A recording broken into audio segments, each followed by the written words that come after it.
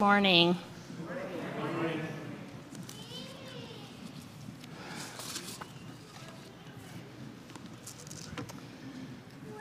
Well, first of all, I just have to shout out to our community.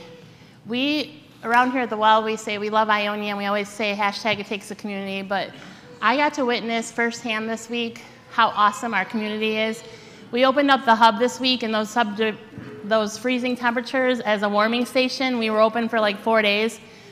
And people from the community, from all different churches, people that don't even go to church, just people in the community. We had one business owner that showed up at our doorstep with this big box of fresh, it was warm, fresh baked bread. And was like, here you go. And I knew who he was, but he didn't even tell us anything. He's just like, here you go, and walked away. And it was amazing. People that stayed there 24/7 to open it up so that there was teens in there that could just stay warm and get out of the elements. We served food. We had random people who were texting me, can I just bring food? And I'm like, I don't even know what to do. They're like, what do you need? I'm like, I don't know. And they just kept pouring it out and showing up. And it was amazing. So if you were a part of that at all, I just want to say thank you.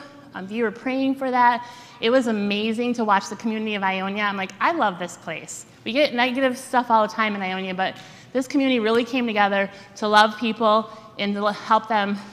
I got to sit with a lady who had a 5-year-old kid, and her house she said she couldn't keep it warm, and her pipes were frozen, and she could see her breath. And I'm like, well, stay here as long as you need to. And then she finally got hold of somebody that she could go stay with. But I was like, man, that's what it's about. It's opening up and just loving on people and just being there. So thank you to everybody.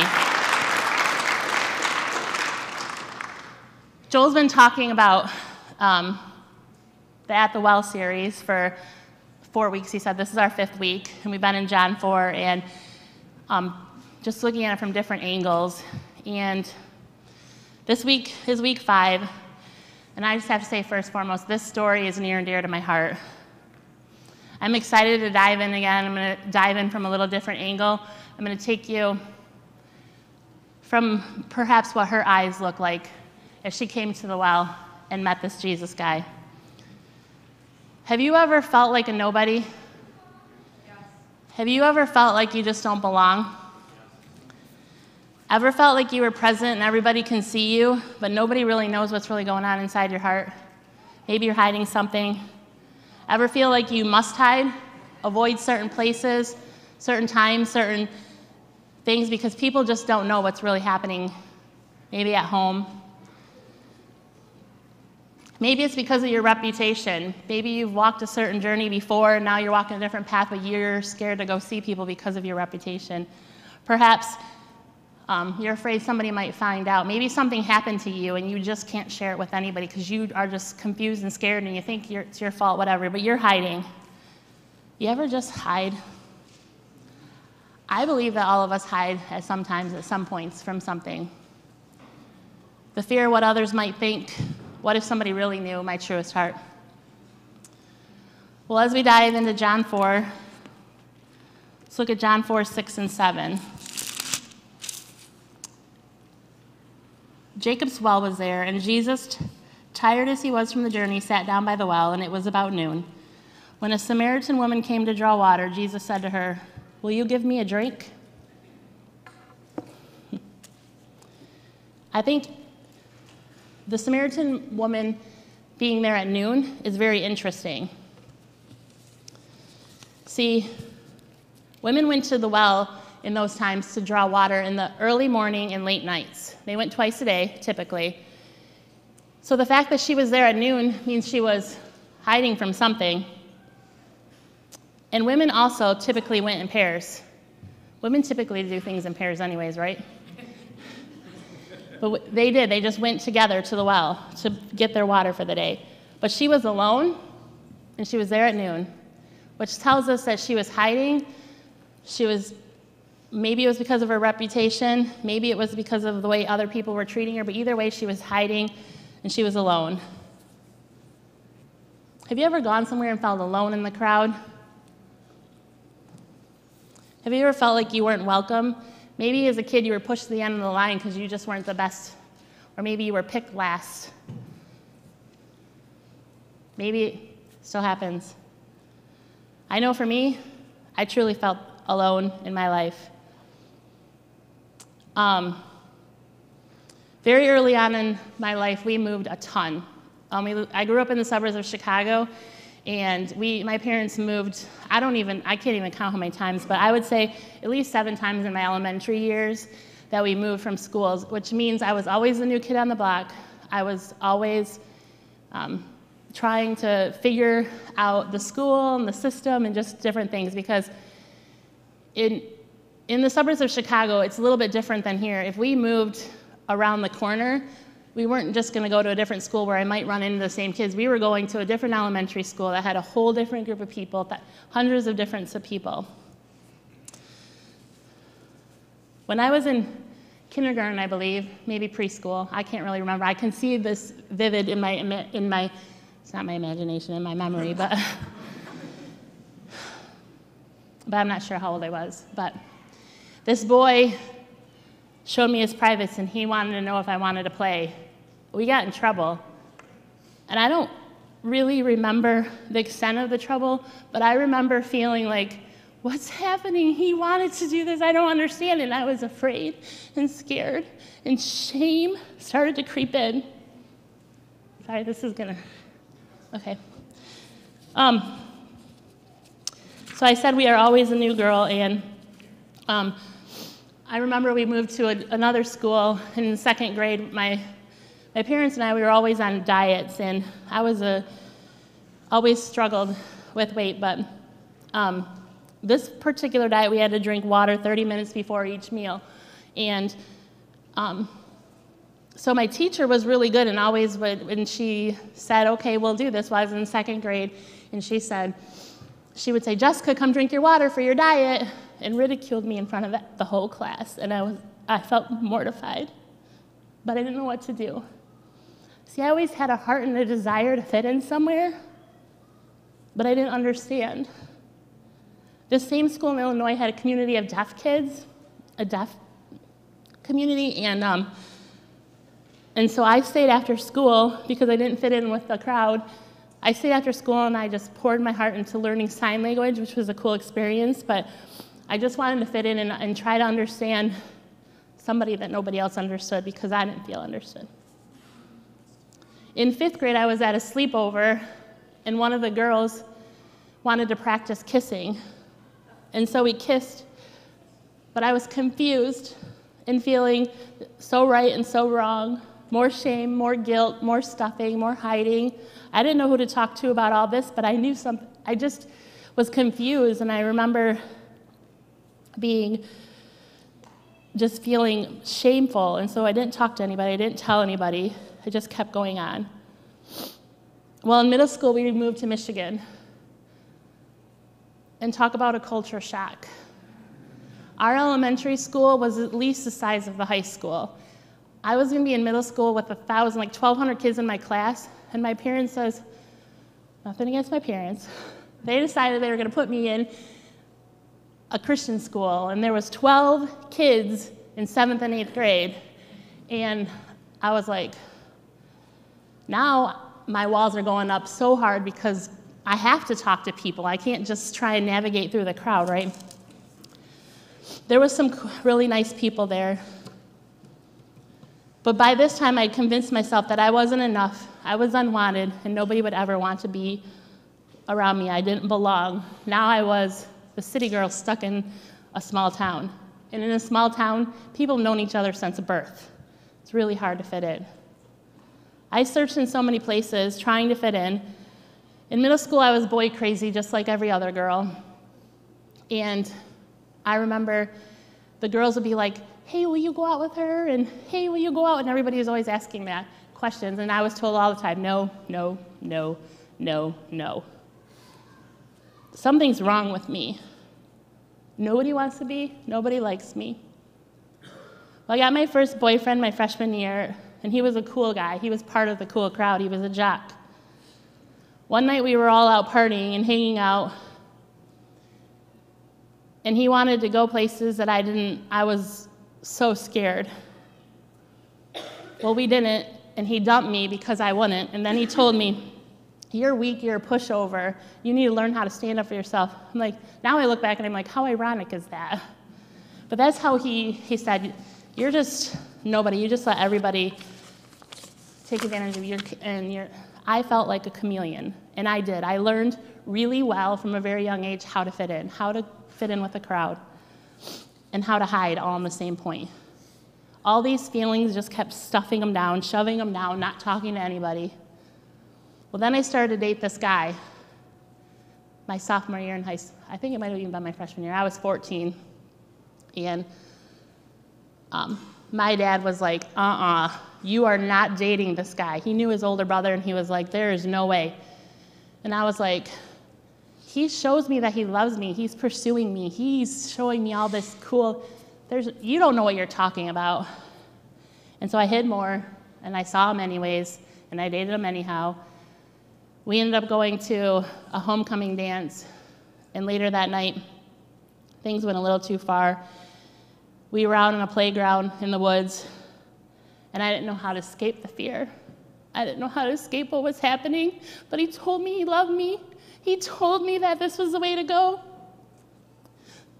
I became pregnant at 15. I had my first kid. The school tried to kick me out. They told me I was a disgrace. I needed to go to the alternative school.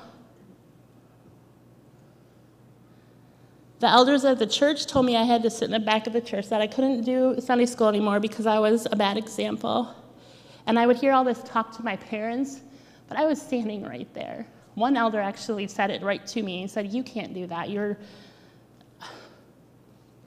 Who do I tell? Who do I talk to? I don't know how to talk to my parents. The school's telling me that I can't be there. Everybody everywhere, that's all I ever heard was like, I know it's not, it's just my perception of it. I kept hiding and stuffing because I believed it was my fault and nobody wanted me. I believed the lies. Satan had a hold of me, and I kept shoving and hiding. I didn't have many friends. Of course, when you're 15, you have a kid, it's a little difficult to hang out with people. How much do you really have in common as a mom, right? So I'd hang out with my mom, and I'm super thankful for that. But at 15, how's she gonna understand? At least that's what my mind thought, right? Well, this boy that I started dating started to control me, and very quickly he became possessive. He told me things that made me think that nobody ever would love me, that even want to be my friend, and I kept believing him. I kept keeping it in, bearing the pain, bearing the shame, bearing the brokenness. I didn't talk about it with anybody, not my parents, not my siblings. I sure didn't tell people at school. I used to stuff and stuff. In fact, one time, he grabbed me, and I had this big mark around my thing, and the cops were going to go get him. And I was like, no, he loves me. You can't put him in jail, because at that time, there wasn't a law about anything, and it was all if I was going to press charges or not.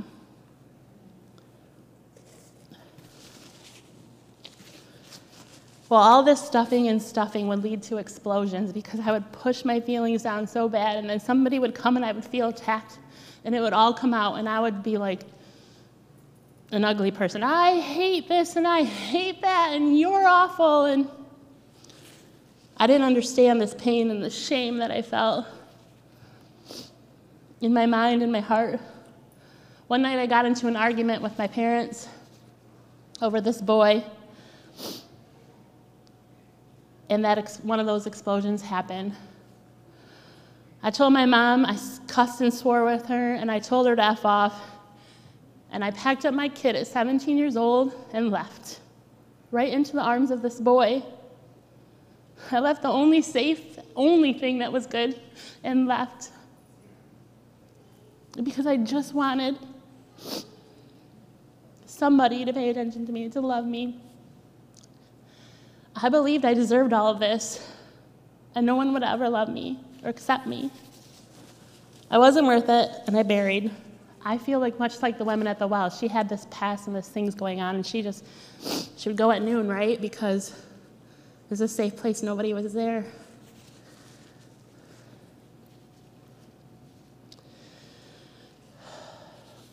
Well, this relationship went from controlling, into a very abusive relationship. He would throw me around, he'd hold knives to my throats and tell me that I owed him this, and just tell me, and just keep feeding me lies. In the meantime, I'm shoving and not telling a soul. I believed everything that he said.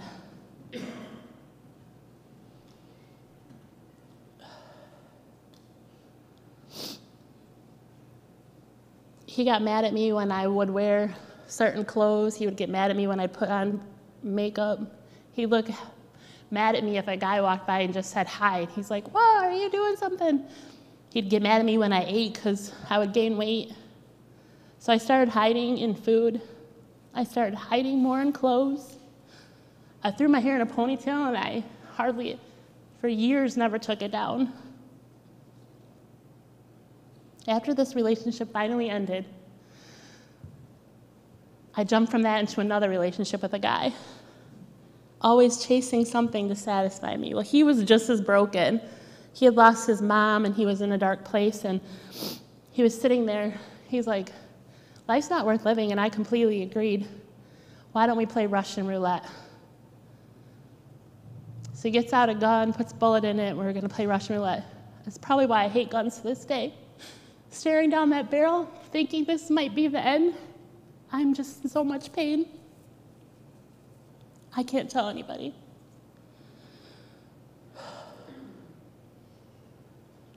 After that relationship, I jumped out of that relationship into another relationship. And in that relationship, I got pregnant. We got married. I was 19. He was 17. He was a senior in high school. Our son got sick. Well, we were trying to appear like we had it all together. We were friends with this older couple. And so we started getting credit cards, and we maxed all the credit cards out, and we had nothing. And we were trying to take our son to the hospital and pay things, and it was a hard time. And but we were trying to fit in. I was trying to fit in. I was trying to be part of these people who wanted to be our friends, but I needed to have this house and this car and this whatever, just trying to be. Remember I told you I was a chameleon? If you wore it, I was like, I need to dress that way. If you have this car, I need that car. I need that house. I need that. I need to be like you because you apparently have it all together. And I'm so broken. Hiding the lies and hiding and stuffing. Well, we got farther behind in our bills, and I had to borrow money. I didn't know who to turn to. So I went and borrowed money from work for gas, for food. Well, that quickly got out of control, and before long, I was floating deposits. I eventually was caught. All this is going on, and I just wanted to satisfy my heart. I just wanted out. I didn't understand. I'm not making excuses for any of the bad decisions I did. I'm just trying to paint a picture of how I felt. I was so broken and full of shame and guilt. So broken and full of shame that I've never even told people some of these things. I wanted to end my life. 2 kids became 3. And I was sitting on the kitchen floor one night, and I remember there's this bottle of ibuprofen, and I'm like, I'm just going to take all this. It'll just go away, everything. Life was too overwhelming. And my husband at the time took the bottle, and he smacked me, and all the medicine that was in my mouth and the bottle just went flying. He's like, "What are you doing? Are you stupid?" I said, "Actually, yes." More stuffing, more hiding. I buried myself in work. He buried himself in whatever desired his heart. More shame, more guilt. Eventually we split. I became a single mom and buried myself in work. When I wasn't working, I was trying to find a hookup, believing I'd find the one person who would love me. I kept searching, using my body to get attention, searching in the world for satisfaction, one addiction after another. I would never, ever have gone to the well in the morning like her or with others. I would have gone just like she did, all by myself at noon when nobody else was there.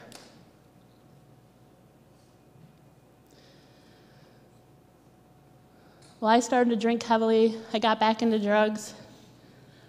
And then I started living with this guy who wasn't my husband. I was still married, yet we weren't together for many years. So then more shame and more guilt. But I told myself it was okay because, you'd see it around in the world and it's like, well, they're doing this wrong and they're doing that wrong. Well, it's fine. It's just what people do. It's all right. No big deal. It's just a piece of paper anyways. And I would confirm what I was doing. I remember being a single mom and fighting with my oldest son, physically fighting with him. We would wrestle. He was 9, and I would wrestle him down and basically beat him. But he was a fighter. So thankfully, I didn't do much harm to him because he would, well, I'm sure I did harm to him, but he would fight. He was a fighter. We would wrestle, and he would be like, I'm calling the courts. Like, you go ahead and call the courts, but you are not going to Grandma's because Grandma was a foster parent, and that would always stop him because that's what he thought was the out. So now I'm the worst mom in the world. More shame, more guilt, not telling anybody, burying it down. I tried to put my life together, and then I met this guy.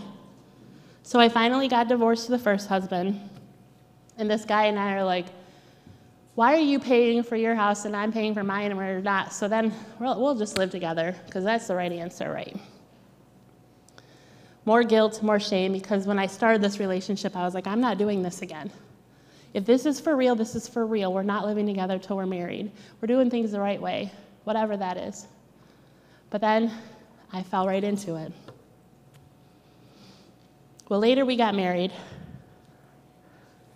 and then I got pregnant, and he had a son. This made 5. Our closest sibling to him was 11. We had a son who was graduating high school, and I was pregnant again. And I should have been happy. It should have been the best times of my life, but inside, I was dying.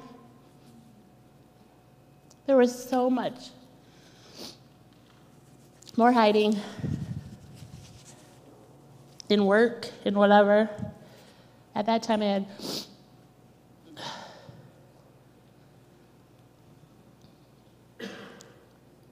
I was hard. My walls were hard like the Great Walls of China. I'm not even kidding you. Like, nobody would know the truest me. I was angry. I was cruel. I was self-centered. I was addicted to drugs and alcohol, numbing anything that would numb the pain and stop the way I felt about myself. I was afraid that people would know the things I did and hate me more.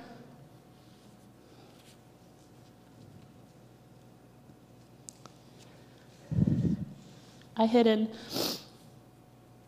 everything: food, clothes, drinks, work, isolation. Just like she did, the woman at the well, hiding. I would stuff and stuff and stuff so nobody knew what was going on. But then, in 2011, my sister had been inviting me to this retreat for I don't even know how many years. And my mom went. And then my mom's like, you really need to go. And Mom says you have to do it. You're like, okay, I guess. My sister wants me to, my mom wants me to. And I'm like, I don't know why this God, I knew who God was in my head. And I was like, I'll go just to shut them up. And I went crying because I had to leave my baby. And I was like, God's not going to want anything to do with me. Remember, I'm this awful person. So I went. There was a journaling, was encouraged there, and there was this time, and we had to go out and journal the wounds and the lies that we believed. And I was like, I don't believe any lies.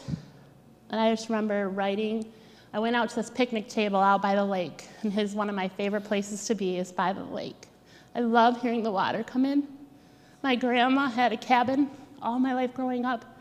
Our house, she lived on the lake, and it was just a safe, fun place to go that I just always brought me happiness. It still delights my heart today to be by the lake.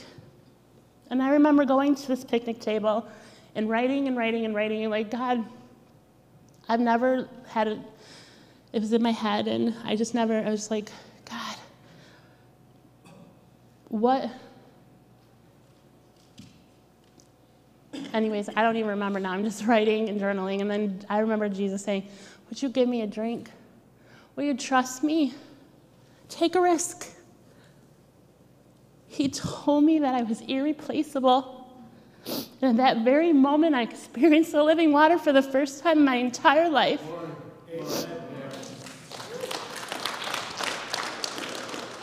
I had an encounter with Jesus. He was in my heart. I discovered how amazing he is, that we can have this personal relationship with him like none other, that he's faithful. My life changed that day. I'm not talking about a little change. I'm talking about like 180 changed. He transformed my life. I came home from that retreat on fire for God, and the first person I told was my husband. My husband's like, he would sleep in. He didn't want to go to church. He was like, I'm sure you can ask him that. I was like, who is this girl? But I was on fire for God, and I started telling him, and I was so excited. In John 4, verse 28, it says, then leaving her water jar, I love that. She went there for water. She didn't care. She was just like, this. And the woman went back to the town and said to the people, come see a man who told me everything that I ever did. That's exactly what I did. I had an encounter with Jesus, and I went back to the very same town that I had walked through all this junk in to tell people. I just wanted people, my life changed. Verse 39, many of the Samaritans from that town believed in him because of her testimony. He told me everything I ever did. So when the Samaritans came to him, they urged him to stay with them. He stayed 2 days, and because of his words, many more became believers. They said to the woman, we no longer believe just because of what you said. Now we have heard for ourselves, and we know that this man is really the Savior of the world. Praise God, right? I shared with my kids. I shared with my family. I started sharing at work. I think the very first person that I told at work, it just became a ripple effect in my life. My truest heart was just to follow this Jesus. He had changed my life. I even have this plaque in my office that says, she followed Jesus with all her heart. She encouraged others to do the same. That is what I want people to say about me at my funeral. All that other stuff, yes, it happened. I made choices and whatever, but God forgives everything, and he changed my life. And I can have a personal relationship. We all can have a personal relationship with him. And I just want people to come along. Follow Jesus. Follow Jesus. Don't follow me, because I'm a mess. Come along and see this Jesus guy. Hey now.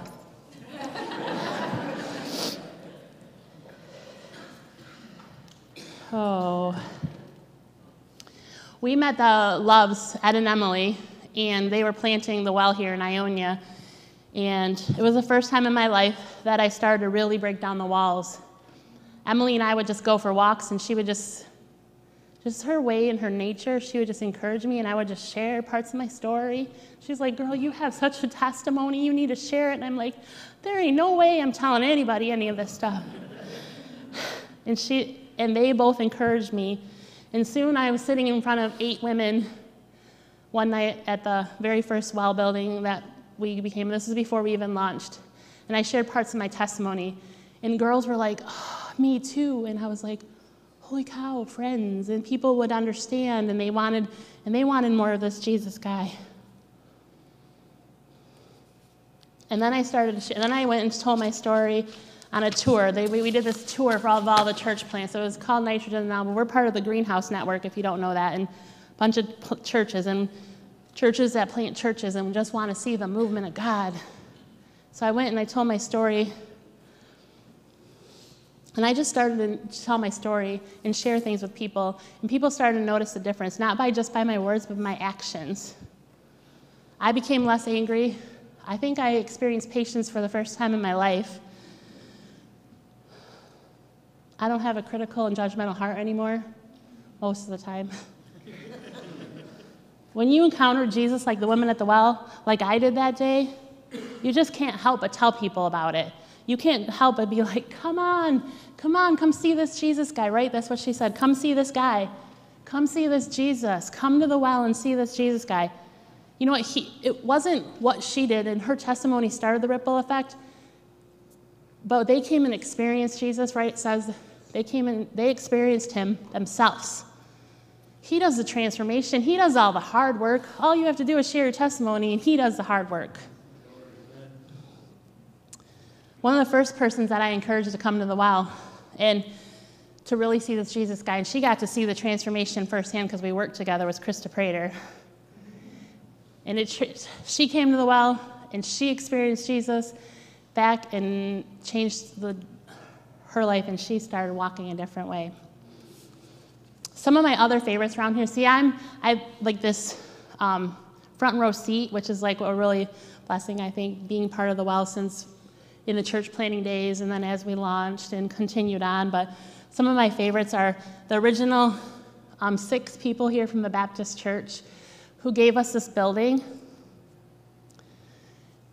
They came to the well, and then they gave us this building so we can continue because they believed in what was going on. They believed in this Jesus. And they invited their kids. One of the couples was part of this, invited their kids, and their kids came, and now their kids are involved here. They're part of our community. They invite their friends. I love hearing when they're saying, well, I invite this person, and not everybody you invite's going to come, but they might eventually. Remember, our job is just to invite. Jesus does the transformation. Ben and Jen Henry, they invited Jen and the Petersons. And this is one of my favorite stories. They invited Chris and Becky Hickok. Well, Jen and Ben Henry, you see, they came on our kids' takeover day. That was their very first day. And they had kids, and they're like, oh, they had an encounter. And they wanted to bring their kids so they can experience Jesus. Well, the really cool thing about that is how they invited all their friends. They invited their friends back, I think, on her baptism, actually, so she could share her testimony because of what God did in her life. And through that, now Chris is our children's pastor. It's pretty amazing, and seeing the transformation in all those people throughout there. Mark and Katie Smalley, they invited the Davises, who invited the Douglases, and we got to see their transformation through their family in some of the hardest times of their lives. And God, it was just like, come to the well and see this Jesus guy. And people just kept inviting. Katie Smalley also brought Dee. She's one of the stories in the beginning. She was our first Go group, and she invited her sister Dee along. And I remember going to the Big B with her and sitting across from her. She's like, I just don't know about all this. I don't know about this Jesus guy. Those aren't the exact words. It's basically what she told me. And I just shared my testimony with her, and we talked about it. And she has done a 180. And if you know Dee, she loves Jesus. Like, she's telling everybody about Jesus. There's so many stories here. There's a lady that, I won't say her name, but I've seen her from afar in here. And she came, and then she brought her husband, and she brought her stepdaughter. And her stepdaughter invited her sister, and now her mom comes. And you just see their little family and people that just keep inviting and coming. And it's awesome. God's doing something, but it's not what we're doing. And we just have to invite. Come to the well and see who this Jesus is. I've seen Christy invite people. She invited Lindsay, who gave her life to Jesus, got baptized and invited people. There's another girl. How many of you here have been infected by inviting people to the well and having encounters of Jesus, right? So many people, so many stories. I could go through and be like, you were invited in life. And God, it's not this building. It's that place where you can experience Jesus yourself, and then you can't help but just go tell people about how cool this Jesus guy is. So the difference in the woman at the well, from hiding alone and broken, shoving things down, And then she had an encounter with Jesus, and she went right back into the same community that she had walked her whole entire journey with and started inviting these people back to come see for themselves. That's life-changing. I know that because I was that girl. My life before an encounter and my relationship with Jesus started, I was fighting to survive. My walls were super, super thick. I was alone, angry, jealous. If you knew me or around me then. And I'm not here saying that I'm all fixed. I didn't have this encounter and get fixed. There's times when some of that stuff, if I'm not journeying in the Word, not close to my relationship, because the key is your relationship with Jesus, the living water, right? I was talking to this guy at the hub the other night when we were serving, and he said he missed 2 days in his D group reading, and he said he could feel the urges for his addictions coming, and he just wanted to go. And I was like, he goes, I had to get right back to it. And I was like, I get that. Because I feel like, for me, that ugly, explosive girl, and I could feel her, kind of like the Hulk. It's like, oh, it's coming out. The ugly's all about to explode. Sometimes I'm not good at controlling her. I'm just going to be honest. But when I'm walking with Jesus, I'm experiencing patience, and I can be like, oh, Lord, you got this. And I can be in praying with him, and he and I can be a difference. And people see a difference.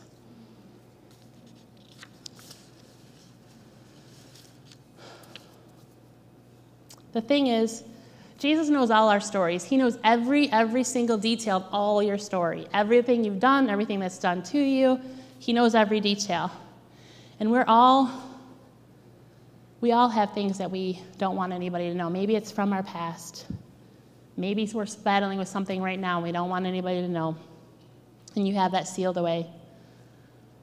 If you're sitting in that shame and guilt today, I encourage you to share with somebody. Share with somebody you trust. We have an amazing prayer team. You can share with them. They'll pray for you. You talk to Joel, talk to myself. Get it out. Because I'll tell you, when you get your story and that yuck out into the light, there's freedom. And Scripture tells us,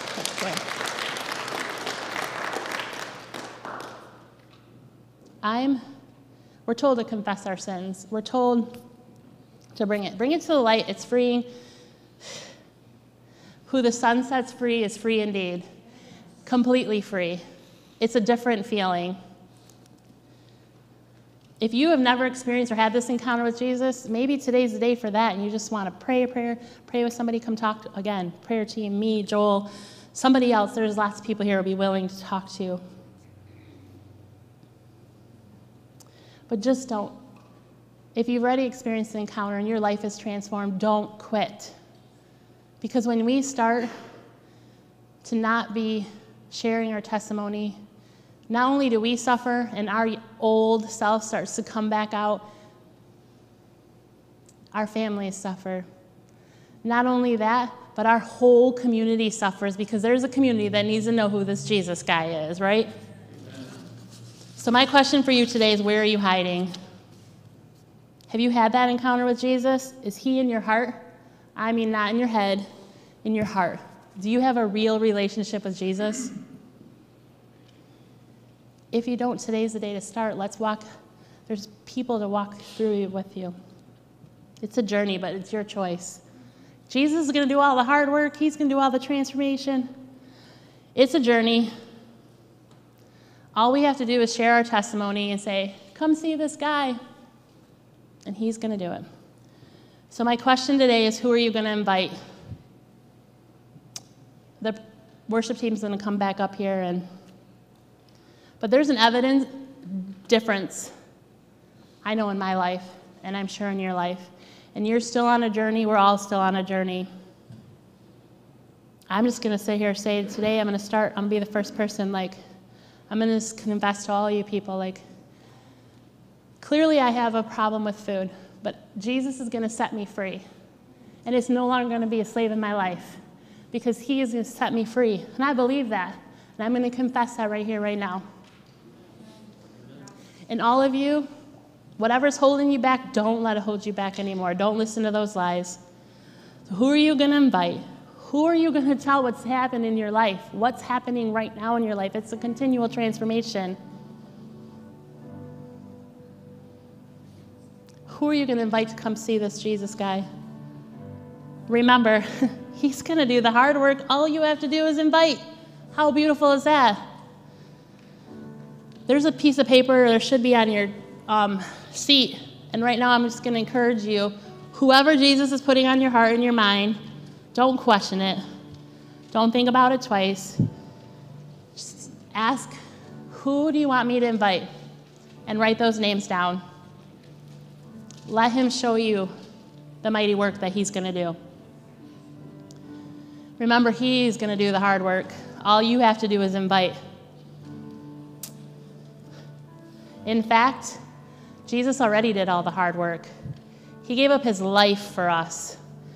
He died on the cross. Jesus knew he was going to be betrayed, yet he still gave up his life. The night that he was betrayed, Jesus broke bread and he said, "This is my body, and do this in remembrance of me." The same night, took the cup, "Drink of this, my blood, the blood of the Lamb shed for you." You know, if you were the only person walking this earth, Jesus still would have died on that cross for you. It's such an amazing thing. We just need to tell others, come see this Jesus guy. It's like the women at the well. Come to the well, see this guy, and our lives will be changed. So as we take, the worship team leads us back into worship, we're going to take up communion. As you write your names down, remember what he's done for you. Remember the sacrifice that he paid. Remember the ways that he's worked in your life, the ways that he will continue to work in your life. And we'll take this moment. I'm going to pray, and then we're going to go in communion. You come up the sides and down this way. And then when you leave here, don't let it stop. Go invite whoever's on your paper.